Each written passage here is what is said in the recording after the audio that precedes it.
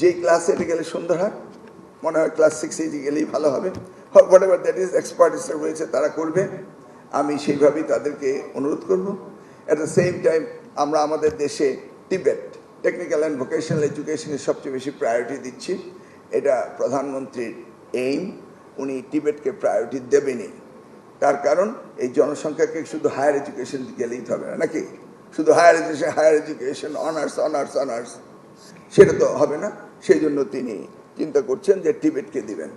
এই যে ওনার চিন্তা, যেটা আপনি বললেন যে আমি পিএইচডি করছি লেকলি, দেখুন চিন্তাটা কোথায় থেকে আসছে। আমি তো আমার ঢাকা ইউনিভার্সিটি কেমিস্ট্রির ছাত্র ছিলাম আমি, তারপরে ইউএসএ গিয়ে নিউ ইয়র্ক থেকে MBA করলাম, চাকরি বাকরি করলাম, এসে রাজনীতি করলাম। তারপরে দুর্নীতির কোনো মামলা হলো না, শুধু আমার বিশ্রী মামলা, মোবাইল ছিনতাই, ঘড়ি ছিনতাই, এই সমস্ত মামলা আমাকে দিয়ে একের পর এক 3.5 বছর জেলে রাখলাম। জেলতে বেরিয়ে পাগল হয়ে গেলাম। তো আমি চলে গেলাম মালয়েশিয়া, যে আর জেল খাটবো না, ওখানে গিয়ে কিছু একটা করি। তো ওখানে গিয়ে চেষ্টা করলাম পিএইচডি করার।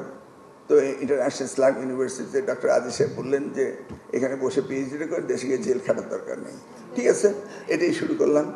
তো আমি যখন আমার 30% ওয়ার্ক হয়ে গেল, আমার প্রপোজাল অ্যাকসেপ্ট হয়ে গেল, কোয়ালিফাইড হয়ে গেলাম, তো আমি ওনার কাছে লন্ডনে গেলাম 2015 জুন 2 রাত্রেবেলা গিয়ে আমি আমার কন্যা স্ত্রীকে নিয়ে ওনার সাথে গল্প করছি। আমার স্ত্রীও পলিটিশিয়ান।